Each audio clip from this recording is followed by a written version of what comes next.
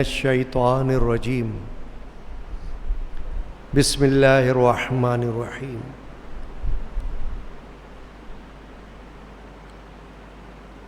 ان اللہ وملائکتہ یصلون علی النبی یا ایھا الذین آمنوا صلوا علیہ وسلموا تسلیما اللہم صل علی سیدنا محمد وعلی آلہ وصحبہ اجمعین۔ حاضرین کرام، ماہ رمضان المبارک کے عشر اعتکاف میں روزانہ بعد نماز عصر درس کا یہ سلسلہ سال ہا سال سے جاری ہے۔ اللہ تبارک و تعالی اس حاضری کو قبول فرمائے۔ آج عشر اعتکاف کی یہ آخری حاضری ہے، یعنی آخری درس ہے، اور ویسے ہر مہینہ چاند کے پہلے اتوار کو ظہر کی نماز کے بعد فقہی مسائل قرآن و حدیث کی روشنی میں بیان ہوتے ہیں۔ اللہ تعالی حاضری کی توفیق عطا فرمائے، آمین۔ آج کی نشست میں تسبیحات فاطمہ رضی اللہ تعالی عنہا کے فائدے اس وقت ہم سنیں گے، جو احادیث کریمہ میں بیان ہوئے ہیں اور مسلمانوں کا اس پر عمل روزانہ ہمیشہ سے جاری ہے۔ حدیث شریفہ میں ایک سے زیادہ احادیث میں، جو بخاری شریف کی حدیثیں ہیں، صحیح مسلم شریف کی احادیث ہیں، ان میں ان تسبیحات کا ذکر ہے، اور یہ تسبیحات ایسی ہیں کہ جو بچہ پڑھ سکتا ہے۔ قرآن مجید کی کوئی لمبی صورتیں نہیں ہیں، کوئی لمبی احادیث نہیں ہیں طویل، بلکہ اللہ تبارک و تعالی کی تسبیح، تحمید اور تکبیر پر مشتمل ہے۔ حدیث پاک میں ایک واقعہ ہمیں ملتا ہے، اور وہ مشہور واقعہ ہے کہ حضور نبی کریم رؤوف رحیم صلی اللہ تعالی علیہ وآلہ وسلم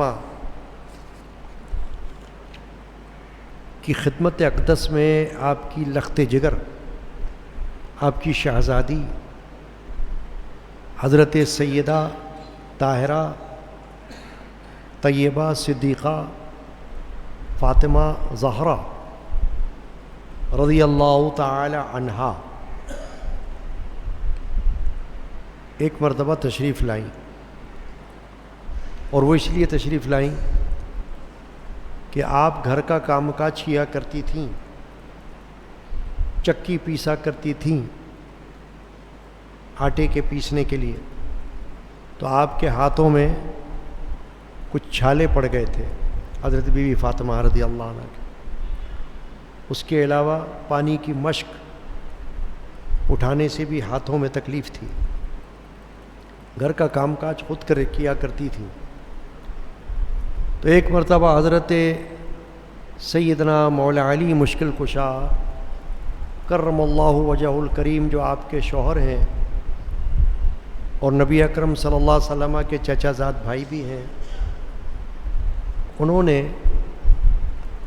اپنی زوجہ محترمہ حضرت سیدہ خاتون جنت سے یہ کہا کہ نبی پاک صلی اللہ علیہ وسلم کے پاس کچھ کنیزیں آئی ہوئی ہیں، خادمائیں ہیں، آپ ان کے پاس جا کر اپنے لیے ایک خادمہ کا سوال کرو کہ گھر کے کام کاج کے لیے خادمہ مل جائے۔ تو حضرت سیدہ خاتون جنت سلام اللہ علیہا نبی پاک صلی اللہ علیہ وسلم کے دولت اقدس پر، دولت کدے پر تشریف لے گئیں یہ سوال کرنے کے لیے، لیکن حضور اکرم صلی اللہ علیہ وسلم اس وقت موجود نہیں تھے۔ تو حضرت بی بی فاطمہ واپس لوٹ آئیں۔ جب نبی اکرم علیہ الصلوۃ والسلام گھر میں تشریف لائے تو ام المومنین حضرت عائشہ صدیقہ رضی اللہ تعالی عنہا نے حضرت سیدہ خاتون جنت کے آنے کا ذکر کیا کہ وہ آپ سے ملنے کے لیے آئی تھی۔ تو سرکار دو عالم صلی اللہ علیہ وسلم ان کے گھر تشریف لے گئے، اپنی بیٹی کے ہاں، حضرت علی کے ہاں، معلوم کرنے کے لیے کہ آنے کی وجہ کیا تھی، کیا مسئلہ تھا کوئی۔ تو جب وہ گئے وہاں حضور تشریف لے گئے تو رات کا وقت تھا، حضرت مولا علی کرم اللہ وجہ اور حضرت سیدہ خاتون جنت آرام فرما رہے تھے، بستر پر تھے، لیٹے ہوئے تھے۔ جب نبی اکرم صلی اللہ علیہ وسلم کو دیکھا تو اٹھنے لگے، حضور نے انہیں اشارہ کیا کہ لیٹے رہو۔ حضرت بی بی سیدہ خاتون جنت فرماتی ہیں کہ حضور میرے پاس بیٹھ گئے، ان کے قدم مبارک کی ٹھنڈک میں نے اپنے جسم پر محسوس کی۔ اس وقت جب حضور نے پوچھا کہ فاطمہ تم میرے پاس کیوں آئی تھی، تو حضرت بی بی فاطمہ نے عرض کیا کہ یا رسول اللہ، حضرت علی نے بھیجا تھا آپ کے پاس کہ آپ کے پاس کچھ خادمائیں کنیزیں موجود ہیں، آئی بھی ہیں، مال غنیمت میں سے ہیں، تو مجھ کو بھی ایک کنیز مل جائے تاکہ میرے گھر کا کچھ کام کاج کرے اور مجھ کو کوئی سہولت حاصل ہو جائے۔ اس وقت سرکار دو عالم صلی اللہ علیہ وسلم نے ان سے یہ فرمایا کہ اے فاطمہ، کیا میں تمہیں خادمہ سے بہتر کوئی چیز بتا دوں؟ عرض کیا ہاں یا رسول اللہ ضرور بتائیں۔ تو فرمایا ایسا کیا کرو کہ جب رات کو سونے کے لیے لیٹو، سونے کی ارادہ کرو تو 33 بار سبحان اللہ، 33 بار الحمدللہ، 33 بار 34 بار اللہ اکبر، 33 بار سبحان اللہ، 33 بار الحمدللہ اور 34 بار اللہ اکبر پڑھ لیا کرو۔ یہ تمہیں خاتمہ سے بہتر لگے گی، خاتمہ کے مقابلے میں یہ تمہیں فائدہ دے گی۔ تو یہ تسبیحات فاطمہ کہلاتی ہیں، تسبیحات فاطمی یا تسبیحات فاطمہ۔ حضرت علی کرم اللہ وجہ الکریم کو بھی یہ تسبیحات بہت پسند آئیں، اور یہ تسبیحات تمام اہل ایمان کے لیے نمازوں میں مقرر ہو گئیں۔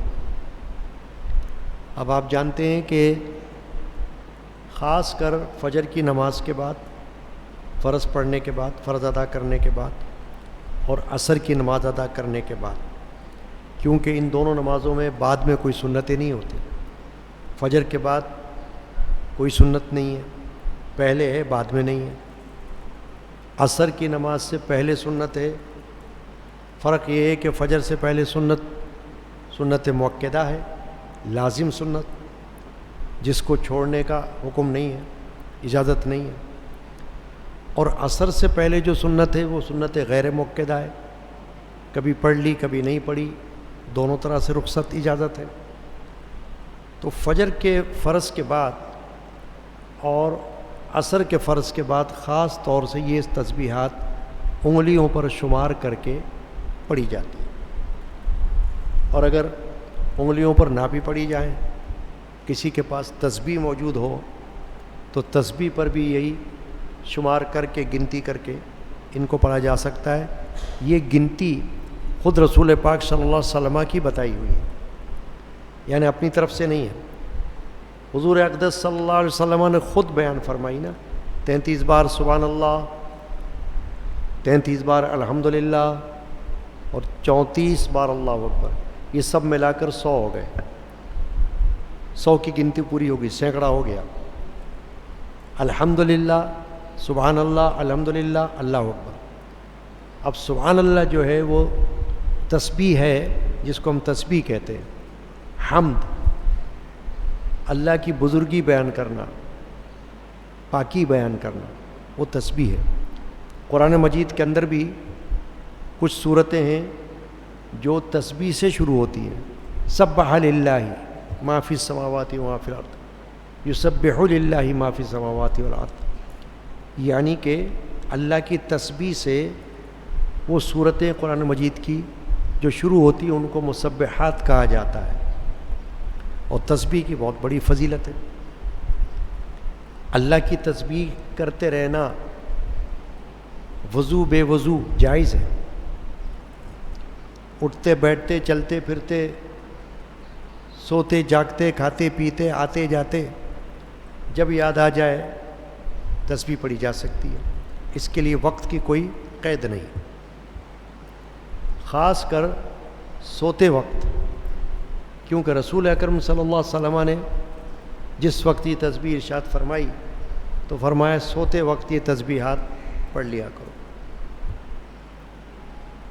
اور ویسے فجر اور عصر کے علاوہ ظہر مغرب اور عشاء کے بعد بھی یہی تسبیحات پڑھی جا سکتی ہیں اور پڑھنا چاہیے۔ فرق اتنا ہے کہ وہ چونکہ ان نمازوں میں فرض کے بعد بھی دعا ہوتی ہے، فوراً اتنی دعا ہوتی ہے کہ اللہم انت السلام و منک السلام تبارکت یا ذا الجلال والاکرام، حدیث میں اتنی دعا ثابت ہے حضور اکرم علیہ الصلوۃ والسلام سے فرض نماز کے بعد، تو یہ دعا پڑھی جاتی ہے۔ تو ظہر مغرب اور عشاء میں نماز پڑھنے کے بعد مکمل کرنے کے بعد یہ تسبیحات پڑھی جا سکتی ہیں، لیکن فجر میں اور عصر میں سلام پھیرنے کے فوراً بعد یہ تسبیحات کا معمول ہے اور پڑھی جاتی ہے، یہ ذکر اللہ میں شمار ہوتی ہے۔ اگر کوئی آپ سے یہ کہے کہ آپ ذکر اللہ کا کوئی تعریف بتاؤ، تو جو مختصر ترین تعریف ہو سکتی ذکر اللہ کی وہ یہ ہو سکتی ہے کہ آپ کہہ سکتے ہو کہ سبحان اللہ اللہ کا ذکر ہے، الحمدللہ اللہ کا ذکر ہے، کلمہ طیبہ لا الہ الا اللہ یہ بھی اللہ کا ذکر ہے، تکبیر اللہ اکبر یہ بھی اللہ کا ذکر ہے۔ اب تسبیح کو سبحان اللہ کو تسبیح کہتے ہیں، الحمدللہ کو تحمید کہتے ہیں، لا الہ الا اللہ کو تحلیل کہتے ہیں، اور اللہ اکبر کو تکبیر کہتے ہیں۔ چنانچہ یہ جو تسبیحات ہیں یہ وہ تسبیحات ہیں کہ ذکر اللہ بھی ہیں، اور ہر تسبیح کی الگ الگ خاصیت ہے۔ سبحان اللہ جو ہے وہ اللہ کی پاکی ہے، کہ آپ اس بات کا اقرار کرتے ہو کہ سب سے پاک بزرگ تر ذات اللہ کی ہے، پاکیزہ ذات پاک اللہ کی ہے، تمام تر بزرگی تمام تر بڑائی اللہ کو زیبا ہے، تو وہ سبحان اللہ سے یہ اظہار ہمارا ہو جاتا ہے۔ تحمید الحمدللہ ہے۔ اب یہ جو سبحان اللہ کی تسبیح ہے اس کے بارے میں میرے جد امجد حضرت مولانا الحاج الحافظ الشاہ محمد غلام رسول قادری رحمۃ اللہ علیہ نے اشعار لکھے ہیں۔ اے طالب حق پڑھ لے تو ذرا سبحان اللہ سبحان اللہ، آئے گا نظر وہ نور خدا، سبحان اللہ سبحان اللہ۔ سبحان اللہ جب تو نے کہا ہوتا ہے فرشتہ ایک پیدا، دیتا ہے ابد تک تجھ کو دعا، سبحان اللہ سبحان اللہ۔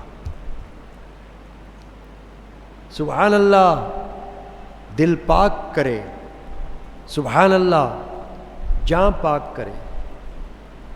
تسبیح یہ ہے کیا خوب دلا، سبحان اللہ سبحان اللہ۔ یہ غلام فقیر حقیر تیرا، ممنون تیرا مملوک تیرا، ہے یاد میں تیری نغمہ سرا، سبحان اللہ سبحان اللہ۔ اور بھی اشعار ہیں، میں نے تو چند اشعار پڑھے۔ اب آئی بات تحمید کی، الحمدللہ اس میں اللہ کی تعریف ہے، سب تعریف کا مستحق اللہ ہے سب سے بڑھ کر. ہم اگر دنیا میں کسی چیز کی تعریف کرتے ہیں تو منع نہیں ہے. اچھی بات کی تعریف کرنا، اچھے بندے کی تعریف کرنا، اچھی چیز کی تعریف کرنا، یہ اچھا ہے. جیسے آپ نے سنا ہو کہ شکریہ ادا کرنا کسی عمل پر کسی بندے کا، یہ حدیث کا حکم ہے. حدیث میں اس کی وضاحت ہے اور حدیث میں اس کی تعریف ہے. نبی اکرم صلی اللہ علیہ وسلم فرمایا من لا یشکر الناس لم یشکر اللہ. جو لوگوں کا شکر ادا نہیں کرتا وہ اللہ کا شکر بھی ادا نہیں کرتا. یعنی اگر کوئی آپ کا کوئی کام کر دے جو کہ شکریہ کے قابل ہے تو آپ کو اس کا شکریہ ادا کرنا چاہیے. اس میں کوئی غلط بات نہیں.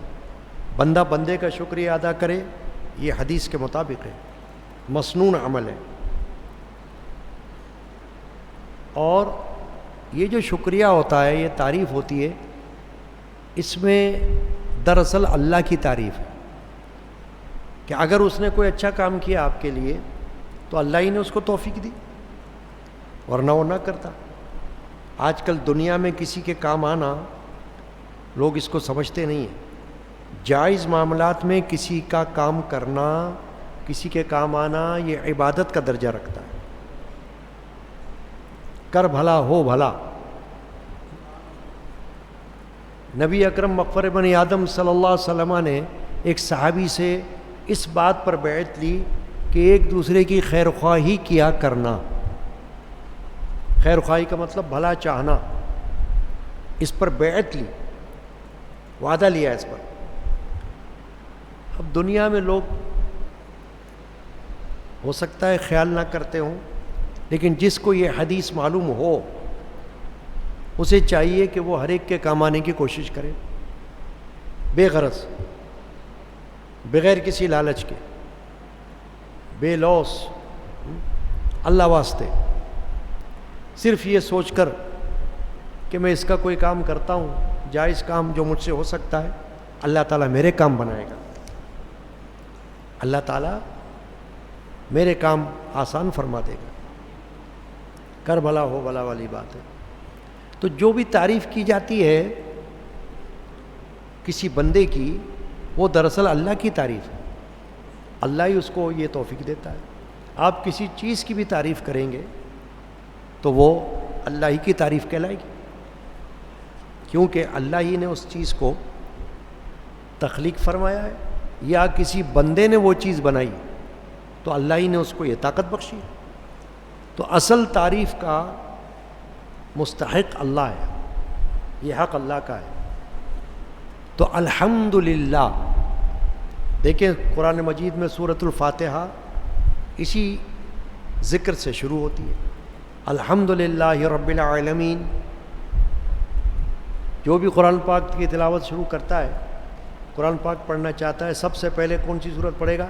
الحمدللہ رب العالمین، سورہ فاتحہ جس کا نام ہے. سورہ فاتحہ کے اندر اللہ کی تعریف ہے اور اللہ تعالیٰ کی حمد و ثنا ہے اور اس کی عبادت اور مدد کا سبق ہے، اور اس میں صراط مستقیم کی دعا ہے. تو سورہ فاتحہ ایسی سورہ ہے کہ جو سب سے زیادہ پڑھی جانے والی سورہ ہے. نمازوں میں پڑھی جاتی ہے، ہر نماز میں. نماز کے علاوہ فاتحہ خوانی میں یہ سورت پڑھی جاتی ہے. ایصال ثواب کے لیے یہی سورہ پڑھی جاتی ہے. اور یہ شروع کس سے ہو رہی ہے؟ الحمد. الحمد یعنی تعریف ہے للہ، اللہ کے لیے، رب العالمین، جو سارے عالم کا رب ہے. اس پر بھی میرے جد امجد حضرت مولانا الشاہ محمد غلام رسول قادری رحمۃ اللہ علیہ نے کلام لکھا ہوا ہے. ان کا مجموعہ کلام ہے کلیات قادری، جو یہاں پر ملتا ہے. کتاب، اس کے اندر یہ دونوں کلام موجود ہیں، سبحان اللہ والے بھی اور الحمدللہ والے بھی۔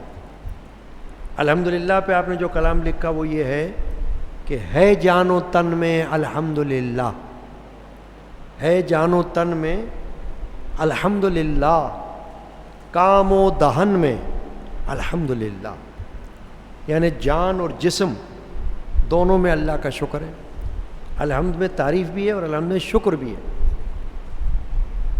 ہے جان و تن میں الحمدللہ، کام و دہن میں، دل اور زبان پر الحمدللہ۔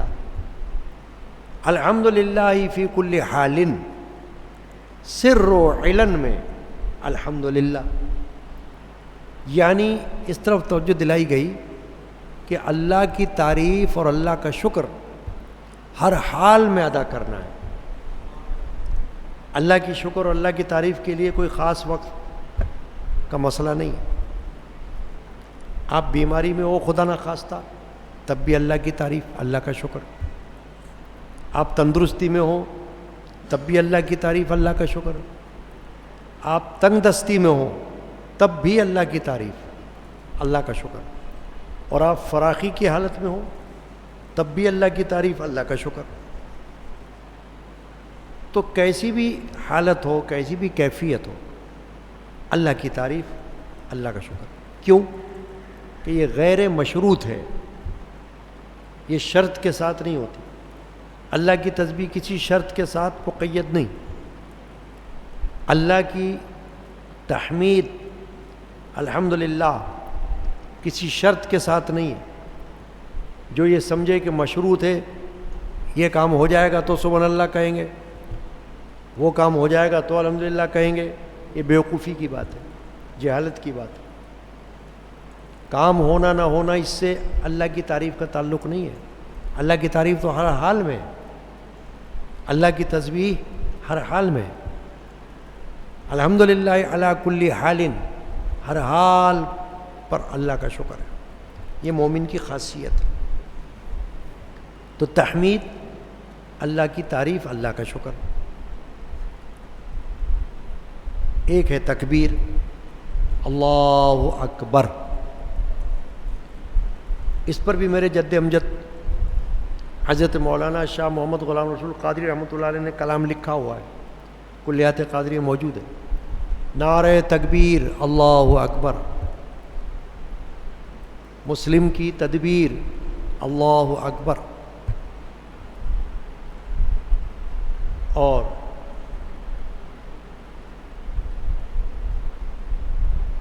میدان رن میں مومن کا نعرہ، نعرہ تکبیر اللہ اکبر۔ ہاتھ آ گیا ہے تیرے غلام اب، ہاتھ آ گیا ہے تیرے غلام اب، رحمۃ اللہ علیہ۔ چشمہ اکسیر اللہ اکبر۔ تو اللہ اکبر بہت بڑا وظیفہ بھی ہے، بہت بڑی تسبیح ہے، بڑا ذکر ہے۔ ایک حدیث پاک ہمیں ملتی ہے جس میں حضرت ابن عباس حضور کے چچا زاد بھائی ہیں، عبداللہ بن عباس، ان سے حدیث روایت ہے، اور یہ حدیث صحیح بخاری شریف میں اور صحیح مسلم شریف میں موجود ہے۔ اعرف انقضاء صلاۃ رسول اللہ صلی اللہ علیہ وسلم بالتکبیر، یہ کہتے ہیں کنت عارف انقضاء صلاۃ رسول اللہ صلی اللہ علیہ وسلم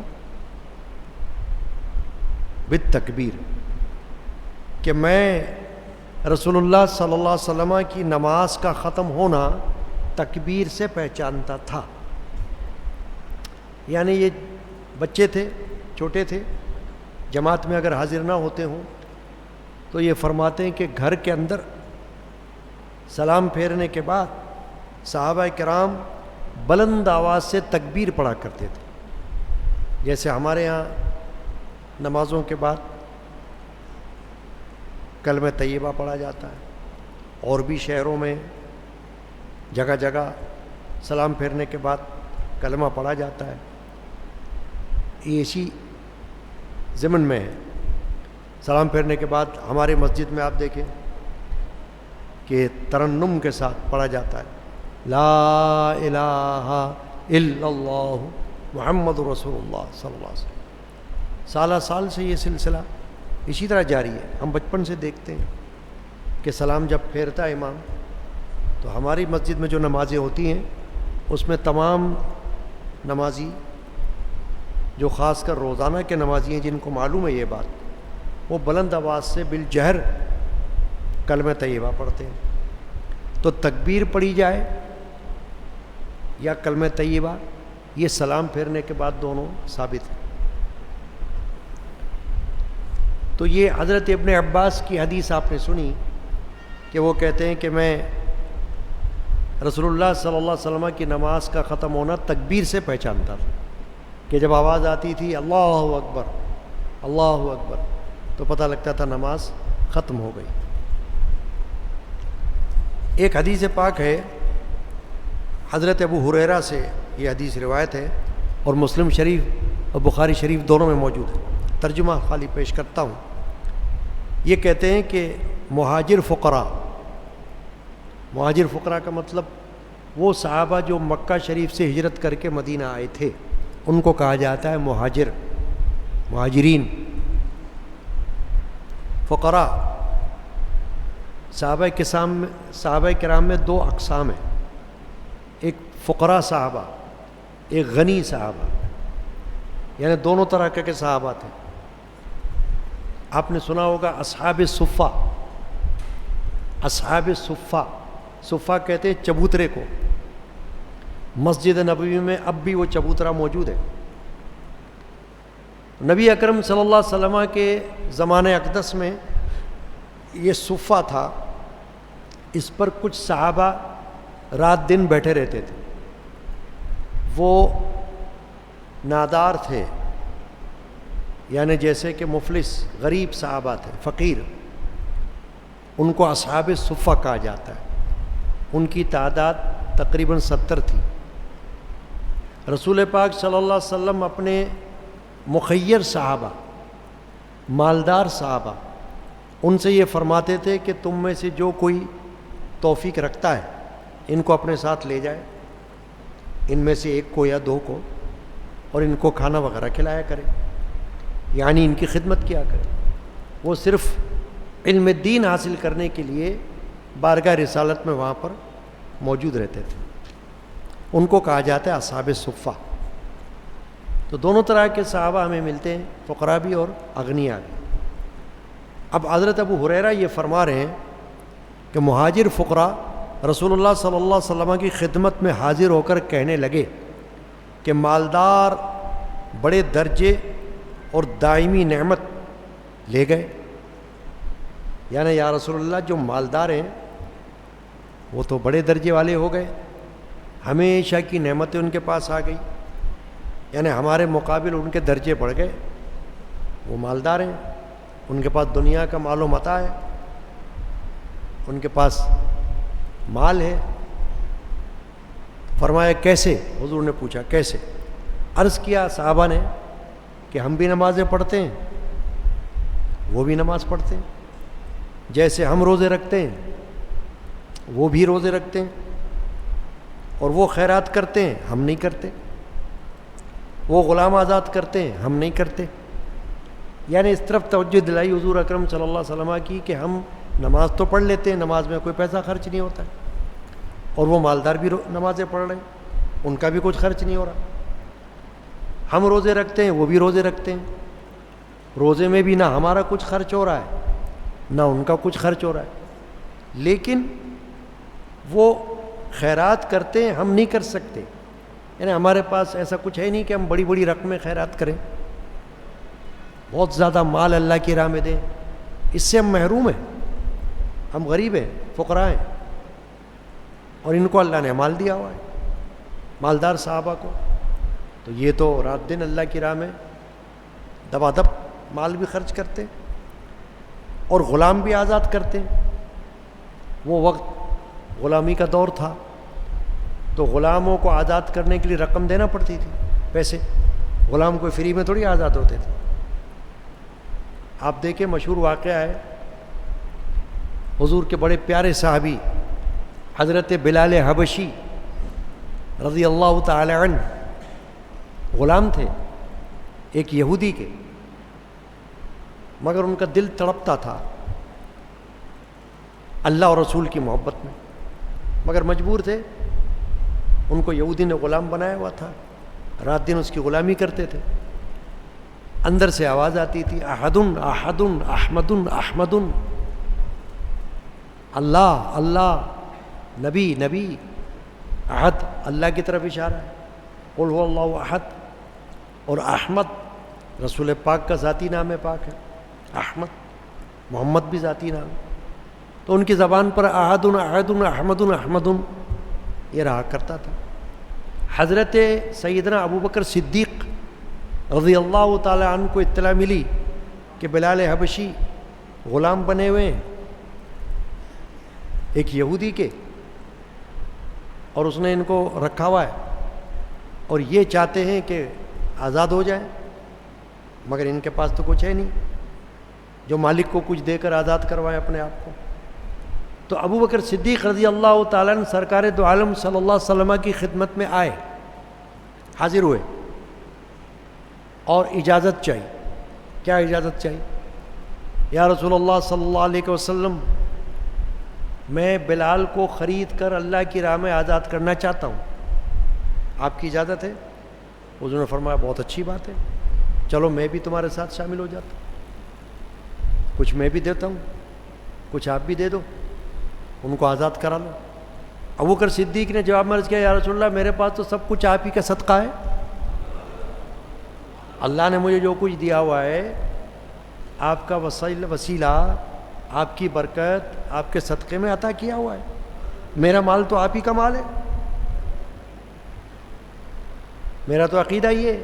اب دیکھیں کیسا عقیدہ ہے صحابہ کا کہ اپنے مال کو رسول اللہ صلی اللہ علیہ وسلم کی طرف نسبت کر رہے ہیں، اپنے آپ کو بھی نسبت کرتے ہیں کہ میں بھی آپ کا ہوں اور میرا مال بھی آپ کا ہے. اور بڑے فراخ دل والے صحابی تھے، خلیفۃ الراشد امیر المؤمنین، اور تمام صحابہ میں فضیلت رکھنے والے صحابی. سنیت کا عقیدہ اہل سنت و جماعت کا یہ یاد رکھنا ہے کہ تمام صحابہ میں،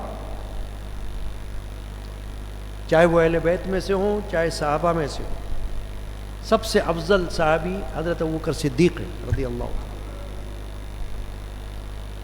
تو جب انہوں نے حضور سے اجازت لی تو سرکار دو عالم صلی اللہ علیہ وسلم نے اجازت دے دی.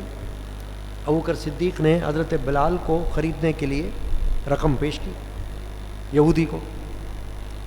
تو یہودی نے کہا کہ آپ اس کو کیوں خریدنا چاہتے ہو، کیا خاص بات ہے اس کے اندر، آپ اتنی رقم دے رہے ہو اس غلام کے لیے، یہ تو حبشی غلام ہے، سیاہ فام، اس کی کیا کوئی بڑی وقت ہے کہ جو آپ اس کو خرید کے آزاد کرنا چاہ رہے ہیں. صدیق اکبر نے جواب دیا کہ یہ بات تمہیں نہیں پتہ، تم نہیں جان سکتے، اس کے اندر اللہ اور اس کے رسول کا عشق بھرا ہوا ہے، یہ عاشق رسول ہے. غلامی تو مجبوری کر رہا ہے، اصل میں تو اس کو آزاد کرنا ہے اللہ کی راہ میں کہ آزاد ہو جائے بس.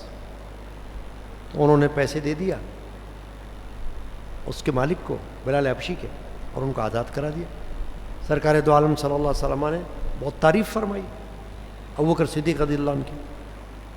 اب میں یہ کہہ رہا تھا اس حدیث کے حوالے سے کہ جو فقراء مہاجرین تھے، فقیر مہاجرین، غریب نادار، انہوں نے کیا کہا حضور سے، یا رسول اللہ یہ جو مالدار صحابہ ہیں یہ تو ہم سے افضل لگتے ہیں،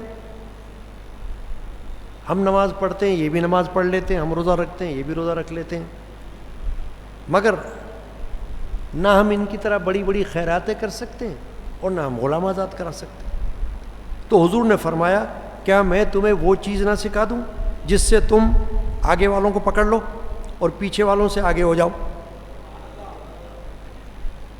کیسی بات فرمائی حضور نے کہ میں تم کو ایک ایسی چیز بتاتا ہوں کہ تمہارا یہ جو ملال ہے، رنج غم، یہ دور ہو جائے گا. کیا کہ جب تم اس چیز کو حاصل کر لو گے تو تم آگے والوں کو پکڑ لو گے اور پیچھے والوں سے آگے نکل جاؤ گے، اور تم میں سے کوئی افضل نہ ہو اس کے سوا جو تمہارے سے کام کرے. تو انہوں نے کہا کہ ہاں یا رسول اللہ آپ بتا دیجئے ہمیں.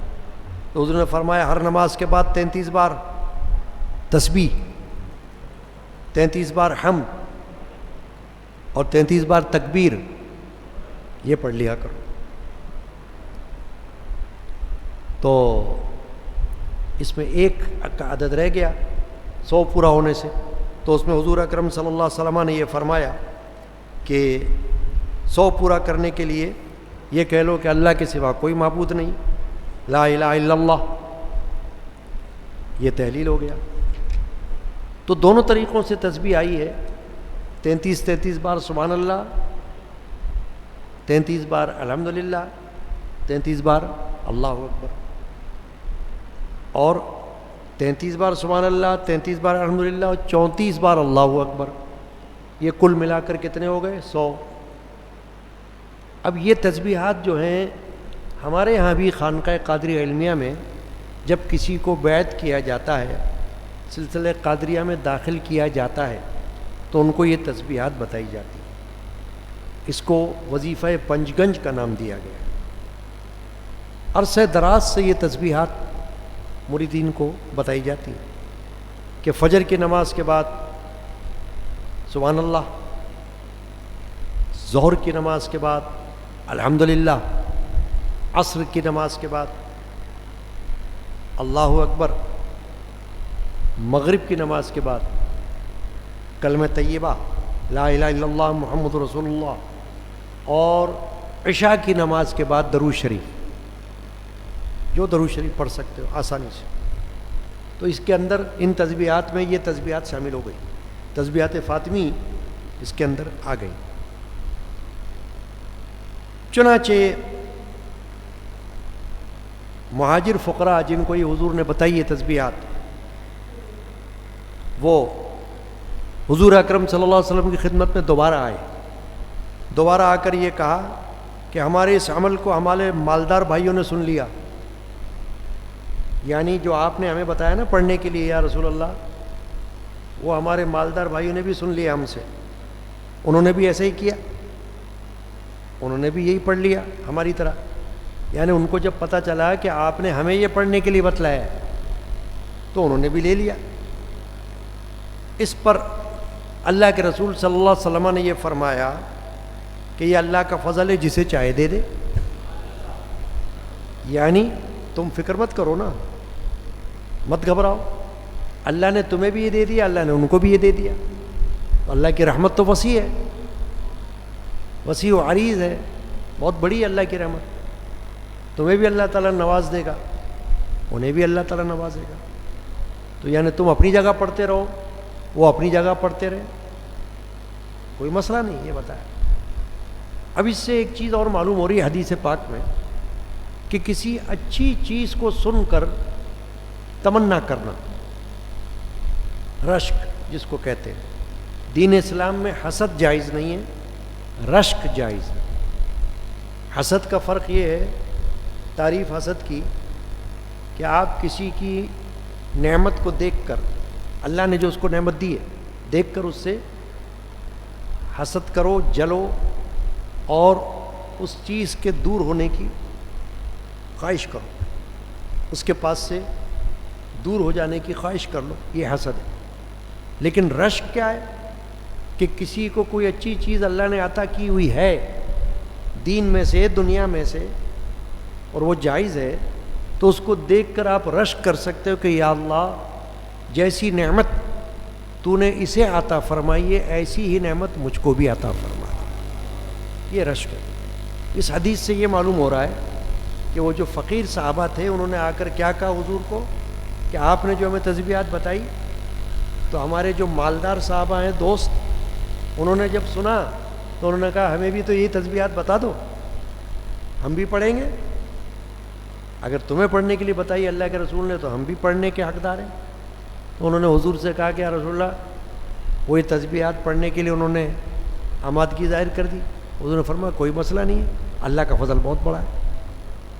چنانچہ اب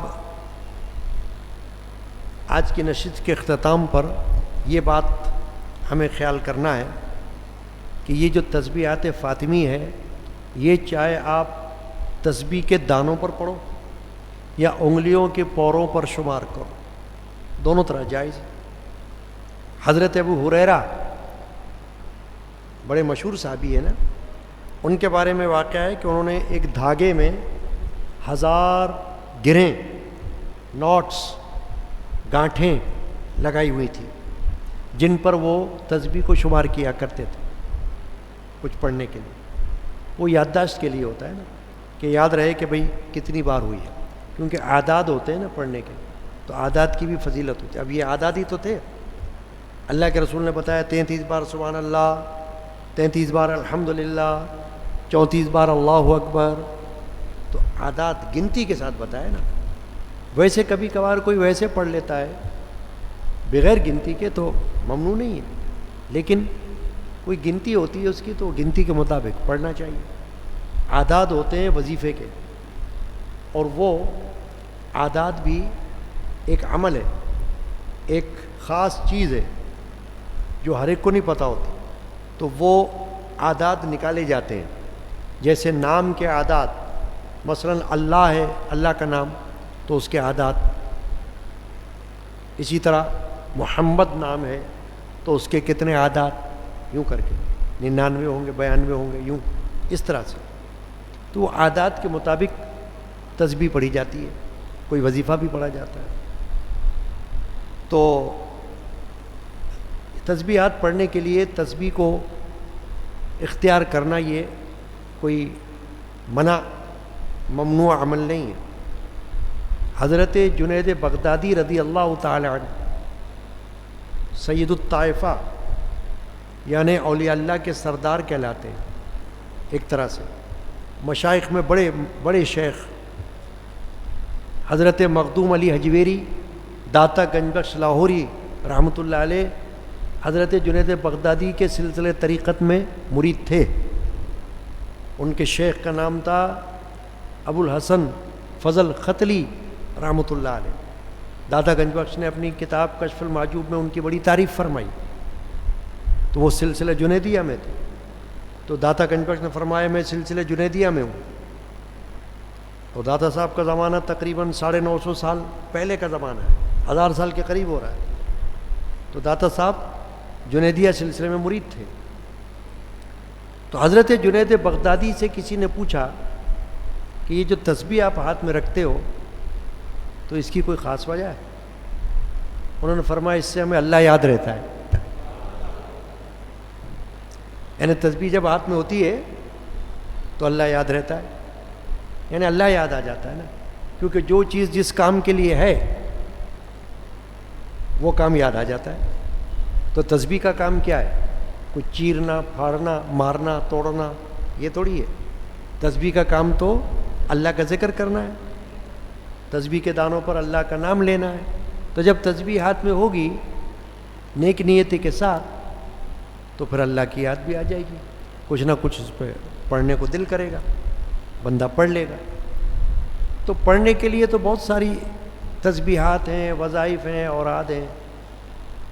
میری کتاب الوظائف ہے, اگر وہ آپ کے پاس ہو تو اس کے اندر کئی وظائف لکھے ہوئے ہیں. بعض وظائف وہ بھی ہیں جو میرے آبا و اجداد سے پہنچے ہوئے ہیں, سینہ بسینہ ملے ہوئے ہیں. ان کو پڑھتے ہوئے میں نے دیکھا تو میں نے اسے بھی اس کتاب کے اندر درج کر دیا کہ کوئی چاہے تو بطور وظیفہ کے وہ تسبیح پڑھ سکتا ہے. وہ قرآن کی آیات بھی ہیں. میرے جد امجد حضرت مولانا شاہ محمد غلام رسول قادری رحمۃ اللہ علیہ تسبیح پڑھا کرتے تھے, لا الہ الا اللہ الملک الحق المبین. میں نے خود پڑھتے ہوئے دیکھا ہوں, میں بھی پڑھ لیتا ہوں. میرے والد ماجد رحمۃ اللہ علیہ بعد نماز اشراق یہ پڑھتے ہوئے دیکھا میں نے, رب لا تذرنی فردا وانت خیر الوارثین، اے میرے رب مجھ کو تنہا نہ چھوڑ، تو بہتر وارثوں میں سے۔ میں بھی پڑھ لیتا ہوں، وہ کتاب کے اندر موجود ہے، اور اس کتاب میں کتاب الوظائف میں میرے خاندان کے بزرگ عارف باللہ حضرت صوفی سائی عبد الغنی القادری رحمۃ اللہ علیہ کی بتائی ہوئی ایک دعا ہے عربی زبان میں۔ وہ دعا آپ کو ایک بہت بڑے عامل جو مکہ شریف سے کراچی آئے ہوئے تھے ان کے وقت میں، قیام پاکستان سے بہت پہلے، انہوں نے حضرت عبد الغنی رحمۃ اللہ علیہ کو دکھایا کہ جنات اس تسبیح کو پڑھ رہے ہیں، جنات اس دعا کو پڑھ رہے ہیں۔ تو حضرت عبد الغنی رحمۃ اللہ علیہ نے اپنے وقت میں اپنی کتاب میں اس دعا کو چھاپا، شائع کیا، اور یہ لکھا کہ جو شخص شب جمعہ میں اس دعا کو پڑھے تو ایک ہفتے کے گناہ صغیرہ و کبیرہ اللہ تعالیٰ اس کے معاف فرماتا ہے۔ تو انہوں نے مشاہدہ کیا جنات کو پڑھتے ہوئے کہ جنات یہ دعا پڑھ رہے ہیں۔ تو بہت ساری تسبیحات پڑھ سکتے ہیں، مگر اس وقت جو گفتگو ہو رہی تھی وہ تسبیحات فاطمی یا تسبیحات فاطمہ کے بارے میں ہوئی تھی۔ تو اللہ تبارک و تعالی ہمیں توفیق عطا فرمائے کہ ہم تسبیحات فاطمی پر بھی قائم رہیں اور پڑھ کر ان کے وسیلے سے اللہ کی بارگاہ میں اپنے لیے دعائیں کریں، اور دیگر تسبیحات بھی جو ہمیں ملی ہوئی ہوں بزرگان دین سے یا ہمارے اہل حلقہ کو ملی ہیں یہاں سے، ان پر بھی ہم قائم رہیں۔ اللہ تعالی ہمیں توفیق عطا فرمائے۔ اللہم صلی علی سیدنا محمد وعلی آلہ وصحبہ واہل بیت اجمعین۔ یا اللہ عشر اعتکاف کا یہ آخری درس تھا، آخری دن ہے عشر اعتکاف کا۔ مغرب کی نماز کے بعد معتکفین اعتکاف سے فارغ ہوں گے، مغرب کی نماز کے بعد دعا ہوگی ان کے لیے، اور اس کے بعد وہ اپنے اپنے گھروں کو روانہ ہو سکتے ہیں۔ یا اللہ آج کے درس کی حاضری کو قبول فرما، جو کچھ ہم نے اس درس میں سنا ہے تیری دی ہوئی توفیق کے مطابق، تیرے فضل و کرم سے تو اسے قبول فرما۔ جو کچھ پیش کیا گیا ہے حدیث، اس کو حضور نبی کریم رحمۃ اللہ عالمین شافی المذنبین صلی اللہ علیہ وسلم کی بارگاہ اقدس میں نظر فرما۔ صحابہ کرام، اہل بیت اعظام، تابعین، تبع تابعین، اولیاء کاملین رضی اللہ عنہ مجمعین کی بارگاہ اقدس میں نظر فرما۔ حضور سیدنا غوث اعظم رضی اللہ عنہ کی بارگاہ میں نظر فرما۔ مرشدان پاک کے ارواح کو ثواب پہنچا۔ یا اللہ ہمارے والدین، ہمارے بھائی بہنیں، ہمارے پیر بھائی بہنیں، ان سب کے ارواح کو ثواب پہنچا، اور ہم سب کے نام اعمال میں اس حاضری کا، اس پڑھنے کا، اس سننے کا اجر و ثواب داخل فرما۔ اللہم آمین۔ یا اللہ اس کی برکت سے بے روزگاروں کو حلال رزق عطا کر، بیماروں کو صحت شفا عطا کر، بے اولاد کو نیک اولاد عطا کر، بچے بچیوں کے گھروں کو آباد کر، ہر آنے جانے والے کو حفظ و امان میں رکھ، مرشدان پاک کے جان ایمان کا فیض عطا کر۔ آمین۔ یا اللہ ہمیں رمضان کے بعد بھی عبادات، ریاضات، تلاوت قرآن اور جو نیکیاں ہیں ان کو حاصل کرنے کی توفیق عطا کر۔ اللہم یا رب العالمین۔ عید الفطر کی نماز جیسا کہ میں نے پہلے بھی بتایا تھا 10 بجے ہوتی ہے ہمیشہ یہاں پر، اور 9 بجے تقریر بیان شروع ہوتا ہے۔ جو حضرات یہاں نماز پڑھنے آنا چاہتے ہوں وہ تشریف لائیں، کوشش کریں کہ بیان اور تقریر میں شامل ہو جائیں۔ اللہ تعالی ہم کو توفیق عطا فرمائے۔ عید کے دوسرے دن صبح 11 بجے سے 12 بجے تک ملاقات کا وقت رکھا گیا یہاں۔ جو اہل حلقہ، جو چاہنے والے دوست احباب ملاقات کے لیے آنا چاہتے ہیں وہ صبح 11 بجے یہاں آ سکتے ہیں۔ 12 بجے تک نشست ہوگی اور ملاقات کا سلسلہ جاری رہے گا۔ اللہ تعالیٰ توفیق بخشے، آمین۔ یا اللہ ماہ رمضان کے صیام قیام کو قبول کر لے، معتکفین کے اعتکاف کو قبول فرما، ان کی عبادات کو قبول فرما، ان کی دعاؤں کو قبول فرما، ان کی حاجتوں کو قبول فرما، آئندہ سال پھر انہیں اس اعتکاف کی توفیق عطا کر، آمین اللہم یا ربنا آمین۔ یا اللہ جو خطائیں گناہ اگر کوئی واقع ہوئے ہوں اپنے فضل و کرم سے بخش دے، تمام للکا کی دعائیں مجھ فقیر حقیر بے توقیر کے حق میں قبول فرما، آمین۔ صلی اللہ تعالی علی سیدنا محمد وعلی آلہ وصحبہ اجمعین برحمتک یا ارحم الراحمین، بحق لا الہ